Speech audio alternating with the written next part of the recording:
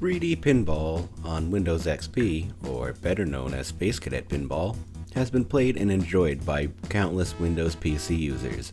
The game was a favorite for kids in middle school when the schools didn't disable it, but not many fans of the game know that Space Cadet Pinball was merely a fraction of what you were able to play. Now, I know what you're thinking. Wait, so you're telling me that it was only a demo? That's right. Space Cadet Pinball was simply a demo. There's a full-fledged pinball game for the PC, and its publisher may surprise you. Join me today as we find out on the first episode of Behind the Thing. There are 4 things you ought to know about Windows 95. It's easier, it's faster, it's more powerful, and it's got great compatibility. I don't think I'll have any arguments when I say that Microsoft Windows is probably one of the most popular operating systems for the majority of PCs since Microsoft dropped Windows 95. Oh, pretty.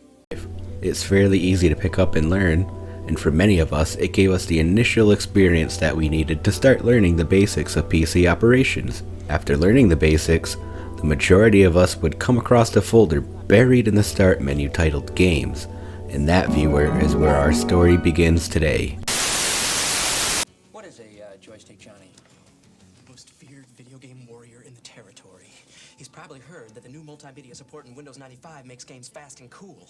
And of course, Windows 95 is compatible with DOS games like Flight Simulator. The collection of games that were included with Windows from 95 until XP were fairly simple games. They included simple single-player card games that were Hearts, Solitaire, or Free Cell, games that your mom probably got into. Yo, mama. The others were low-effort puzzle or action-type games. Some of the more reputable were Free Ski, a ski-based infinite runner. Then there was Pipe Dreams, your basic pipe puzzle-type game, and perhaps the most famous out of the bunch, Chips Challenge.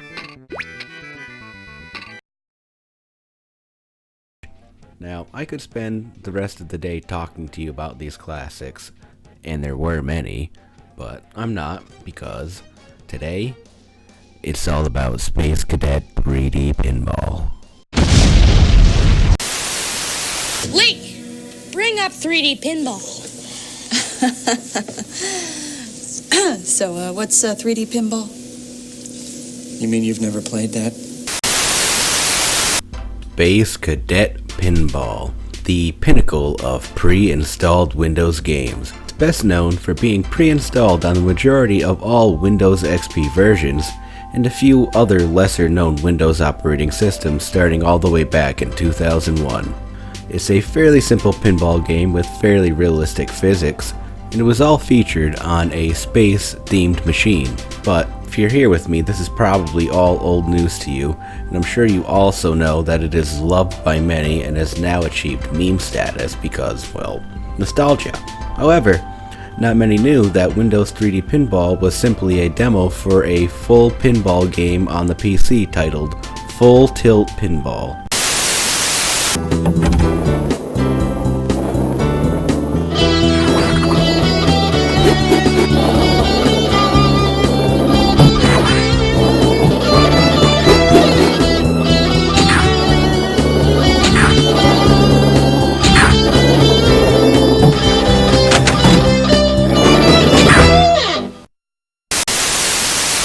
Full Tilt Pinball, released for some reason on Halloween in 1995. It was developed by Cinematronics, which was a small subdivision of Maxis, and it was also published by Maxis.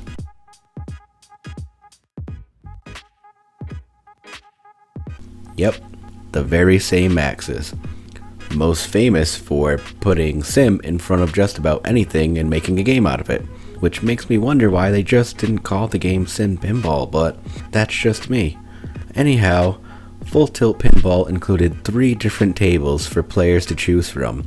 They included Skullduggery, a treasure hunt based machine complete with sword fights and mutiny. There was also Dragon's Keep.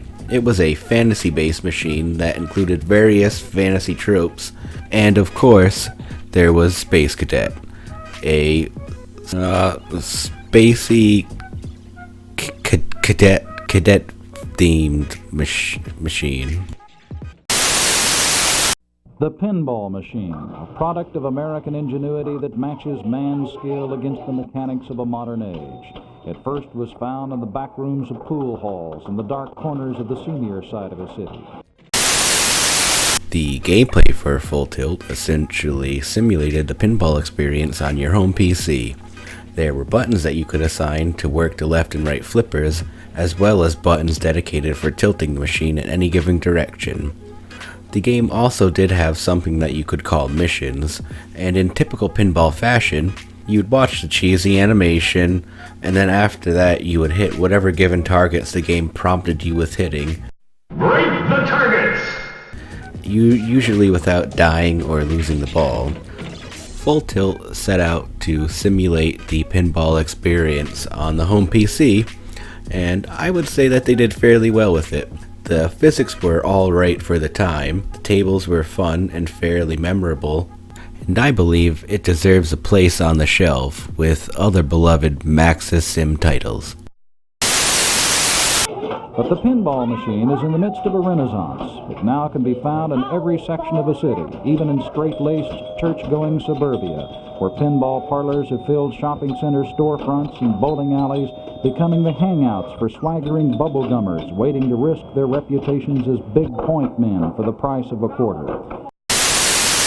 The sequel to Full Tilt released the very next year, but it only consisted of 3 new machines. They were Mad Scientist, Alien Days, and Captain Hero, and even without the screenshots, you know exactly what they're all about. Windows 3D Pinball was actually back in the news back in 2015 when it was responsible for an event known as the North Chozu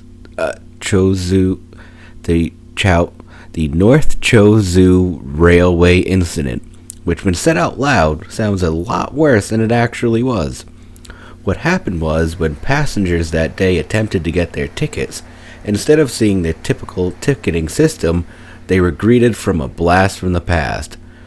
All of the machines were displaying the Windows 3D Pinball game. It was never really found out what happened with the computers or why they were displaying the game. Since then, the game has been removed from all railway computers, and passengers have dubbed the Chozu North Railway Station the Pinball North Station.